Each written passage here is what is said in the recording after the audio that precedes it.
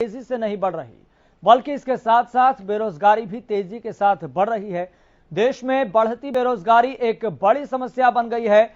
Centre for monitoring Indian economy यानी कि CMIE ने दावा किया है कि अप्रैल में बेरोजगारी दर 7.83% हो गई है, जो कि पिछले महीने 7.60% थी।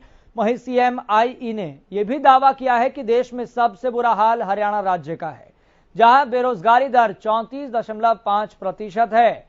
जबकि राजस्थान की बात करें तो राजस्थान में बेरोजगारी दर 28.8% है, यानी राजस्थान बेरोजगारी के मामले में दूसरे नंबर पर है।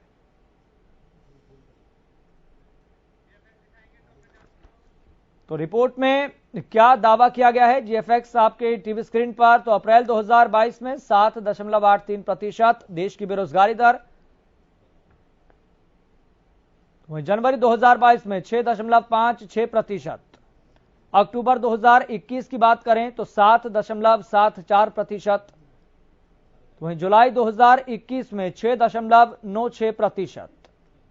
तो जुलाई 2021 से लेकर वर्तमान की बात करें तो 7.83% का बेरोजगारी का ये रेट सामने आया है।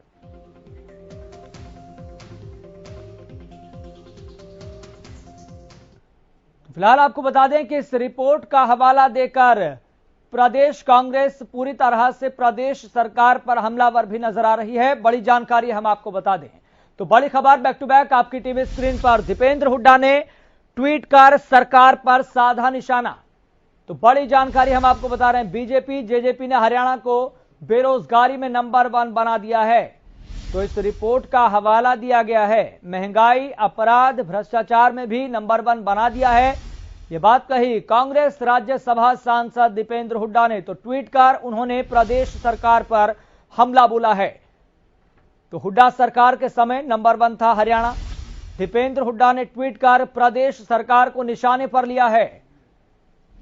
तो दीपेंद्र हुड्डा ने ट्वीट कर प्रदेश सरकार को आड़े हाथों लेते हुए CMIE की रिपोर्ट का हवाला देकर यह बताया कि बीजेपी जेजेपी सरकार ने प्रदेश को बेरोजगारी में नंबर 1 बना दिया है।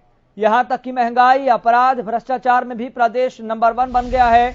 दीपेंद्र हुड्डा ने कहा कि बेरोजगारी और अपराध का हरियाणा हब बन गया है। दीपेंद्र हुड्डा ने कहा कि हुड्डा सरकार के समय प्रदेश नंबर 1 था। इस बीच आपको बता दें कुमारी शैलजा की तरफ से भी प्रदेश सरकार को घेरा गया है। बड़ी जानकारी हम आपको बता रहे हैं, कुमारी शैलजा ने बेरोजगारी को लेकर सरकार को घेरा है। तो शैलजा ने कहा इस सरकार में युवा हताश और निराश हैं। आसमान छूती महंगाई के बीच चरम पर बेरोजगारी, ये बात कही कांग्रेस पूर्व प्रदेश अध्यक्ष कुमारी शैलजा ने। उन्होंने कहा कि आसमान छू रही है महंगाई और इसी बीच बेरोजगारी चरम पर है। प्रदेश के युवाओं के भविष्य पर प्रश्न चिन्ह लगा दिया।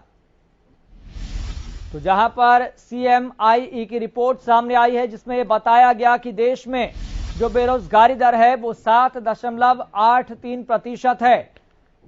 वहीं इसके अलावा अगर बात करें तो सभी राज्यवार तरीके से अगर एक कंपैरिजन करें, तुलना करें, तो हरियाणा राज्य में सबसे ज्यादा बेरोजगारी है। CMIE की रिपोर्ट में यह बताया गया है।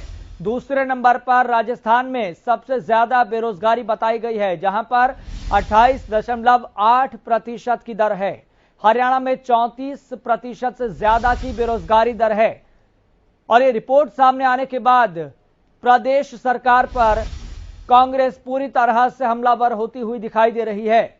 इससे पहले कांग्रेस के राज्यसभा सांसद दीपेंद्र हुड्डा ने ट्वीट कर प्रदेश सरकार को निशाने पर लिया। तो वहीं अब कांग्रेस की पूर्व प्रदेश अध्यक्ष कुमारी शैलजा की तरफ से भी ट्वीट कर प्रदेश सरकार को निशाने पर लिया गया है। तो कुमारी शैलजा ने कहा आसमान छूती महंगाई के बीच चरम पर बेरोजगारी।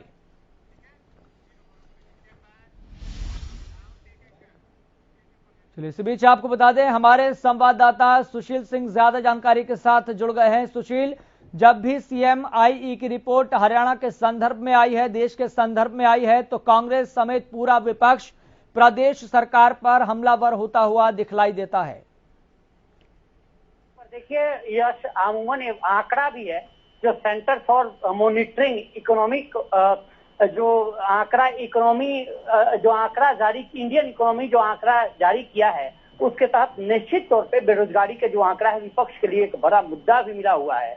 और जिस तरह से आंकड़े जारी हुए हैं, पूरे देश में 7.83 और हरियाणा में 34.55 यानी 34.5% बेरोजगारी बढ़ी है। और जो विस्तार से उस आंकड़े में दिखाया गया है कि किस तरह से हरियाणा में पिछले 2 सालों से लोगों को कोई सरकारी नौकरी नहीं मिली, और साथ ही जो पेपर भी हुए, जो एग्जाम भी लिए गए, उसमें कई सबसे ज्यादा एग्जाम जो पेपर लीक की वजह से कैंसिल भी हुए हैं, गड़बड़ी की वजह से पेपर रद्द भी किए गए हैं। तो निश्चित तौर पर सरकारी नौकरियां नहीं मिली, कोरोना का असर दिखा, और साथ ही रूस और यूक्रेन युद्ध का असर यहाँ के कारोबारियों पर दिखा। और अब सबसे ज्यादा बिजली कट से लोग परेशान हैं और उद्योग धंधे बंद है।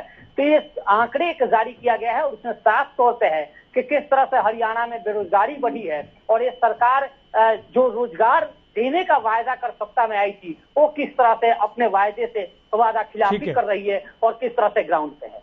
ठीक है सुशील, बहुत बहुत शुक्रिया जानकारी साझा करने के लिए। तो CMIE की रिपोर्ट सामने आने के बाद कांग्रेस पूरी तरह से प्रदेश सरकार पर हमलावर होती हुई